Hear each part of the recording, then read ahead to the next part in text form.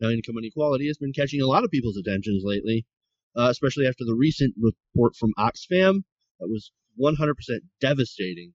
That shows that just 85 people own the entire wealth, or more than 3.5 billion of the poorest people in the world.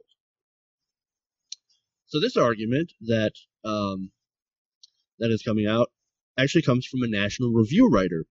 Now, he took some BLS data from the Bureau of Labor Statistics and used that to actually defend some of this wealth inequality, basically here in the United States. Now, the BLS data shows that among households in the highest income brackets, inherited wealth transfers only accounted to about 12.6% of their total net worth. Well, that's obviously not very much, right? But when you look at the values of some of those wealth transfers, you kind of see some of the problems with that argument. Now, according to the BLS, the average value of wealth transfers received by the top 1% of U.S. households was about $1 million in 2007. That's 25 times the average value of inheritance for households in the lowest income brackets, whose average inheritance was about $42,000 in that same year. Now, for lower income earners, you would think that $42,000 is quite a chunk of money. It seems like it, and it's a large chunk of their actual total net worth and their wealth. The average wealth of households in the top 1% is around $16 million. And the Fox report and this article didn't even cover the fact that most people in the lower income distribution don't actually get an inheritance. I don't think I've ever heard of another poor person actually getting a decent inheritance or an inheritance at all. Like, where are these people? I've never met any. But not only that, but something else from this new narrative is that it's not the poor people, and this is nothing new, that poor people just don't work hard enough. In fact, a quote from this story is, quote, "The country would be far better off if more people lived the way that the top 20% do. Married, working their butts off, saving and investing their money, and living within their means." Now, here's one issue from this article. They kind of jump around with their numbers a bit. They say that, wealthy, right? But then they throw in the top 20%. Now, the top 20%, it actually starts at incomes just over $100,000. So they're throwing that in to kind of skew the numbers. So when you lump the 1% in with the other 19% of that top 20, you get wild variations in the amount of income that it really shows. You're adding in those people who make just over $100,000 a year with the millionaires and the billionaires from the top 1%. And then they're saying, well, obviously, these people, the top 20%, they don't get such a large inheritance compared to the poor people. And look, $100,000, it's not very much when you live in New York or LA. So that kind of throws a real problem in here. And in his article, Kevin D. Williamson, who is the writer of this article from the National Review, noted it in some of his research from Thomas J. Stanley, found that the most popular make of automobile among the so-called wealthy wasn't for a Ferrari or a Mercedes. No, it was a Ford truck. So they're basically trying to say that the wealthy drive Fords and aren't all that wealthy, and that they work harder than the supposed poor people. Now, what I want to ask the panel, and specifically you, Stephen, is this a good example of the type of thing that Fox News and conservative media really likes to do?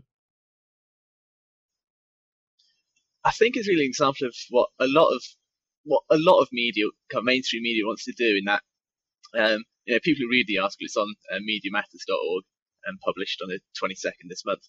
Is that there's a large table with a huge kind of hundreds of different numbers. It's going to be very confusing to look at. And so, kind of the pundits on Fox News, they'll kind of try to extract these individual numbers. So you talk about how kind of they bag together the top 20%, the upper quintile, and try to make it seems as if that entire top 20% is exactly the same across the board. So the person who's in the top 1% is the same as in the top 5, top 10, top 20, when we know that's not the case. And again, I think it's just that the use of language as well that they have in that, using the Ford and there's certain types of imagery that they use trying to say, oh no, they're just normal guys. I mean, they're saying, okay, the poor, they inherit so much compared to these, these poor, well, these kind of sorry, Demonized rich people, wealthy. yeah, demonized wealthy. So they're thinking, well, then why don't we increase inheritance tax? And I'm sure all the rich people would be for that. I mean, I know that would unfairly affect many poor people as well, but I mean, you wouldn't hear a single rich person asking for an increase in inheritance tax because they think it's being unfair on the poor getting so much money. I mean, it's kind of contradictory in its own sense, saying, oh yeah, these poor people, they're so wealthy with all their inheritance. Well, that's a contradiction in terms in itself. Yeah, it's just really kind of an example of them twisting that data and throwing in all these extra erroneous stats and looking at these big, kind of scary looking tables and graphs and going, well, yeah, we can twist this. We can twist this. We can skew these numbers and then put out this false narrative. And the question that I want to ask, and this is open for anybody, is why do you guys think this is such an effective tactic? I mean, for me, I think it's more a case of, with kind of, especially with Fox News, they give you statistics, and okay, those numbers are correct. Like when they say kind of the top, when they say about the top 20% earning, kind of getting so much inheritance, so those are correct statistics. But Fox News doesn't present it as, here are the facts, and therefore this is what they mean. And that's kind of the difference. They try to put their own interpretation on those facts, which you're not really allowed to do when you're supposed to be doing just news. I mean, I know it's opinion and stuff on Fox News, so it doesn't count. But if you're supposed to be doing just news, you just deliver the news. You don't try to interpret it in any form, and that's why Fox News is so effective. I mean, but no, Stephen, they're fair and balanced. What are you talking about? Of course, we report, you decide. But I mean, I think it as to why it's so effective. I mean, I think this idea is coming more and more common knowledge. I know Jon Stewart talks about it a lot on the Daily Show, that the mainstream media just repeats back to their audience what they want to hear. So kind of Fox News, they know their audience, for the most part, kind of old white men. They don't want to kind of say, oh, kind of these poor people, let's kind of, they've got a hard time, let's give them a hand. They think, though their particular audience, their demographic, doesn't like the poor. They want to kind of be able to hate them. So therefore, they give them these statistics to try and kind of justify their. I don't want to say hatred because that's possibly too strong a word. I mean, it probably is the case for some people, but they're just uncaring towards them, and it gives them these fake statistics, not fake statistics, but you know what I mean. Gives them a justification for their kind of their hate of these poor people. What Fox News did is actually kind of clever. I would have played it more conservative than them. I would have just put it at 250,000 and above instead of getting the whole 20% in there, because you're the breaking down of statistics is arbitrary anyway. Like to what Steven said, is they're technically reporting somewhat truths about the top 20%, but like it's just the way that they're framing it. If you frame it as the 1% versus the 99%, aren't you framing those statistics, your agenda as well? Like, actually, not.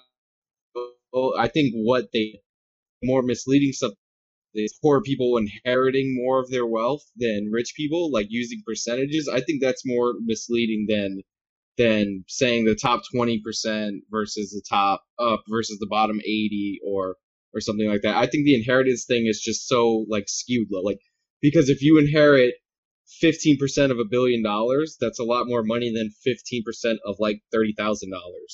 Like they're comparing poor people who would inherit like a car, right? And because your net worth is your asset, so a car, a home, or whatever, like they'd inherit that, and that's a larger percentage of their wealth than whatever their savings is. So I think it's fair, sort of what Fox did on the top 20%. I think that's totally fine. You can interpret statistics any way you want, but I think it's unfair the way they didn't recognize the difference in inheritance level, and they just went for the percentage. If that makes any sense. Right. I mean, look, for example, the average inheritance of a regular people, of the people in the lower income brackets, that's $42,000, right? And depending on where you live, that really isn't a whole lot of money, especially if you're living in somewhere like, well, New York, for example. I mean, we got a New Yorker right here. I couldn't imagine how little $42,000 would actually be. I doubt you could even buy a house, not even close.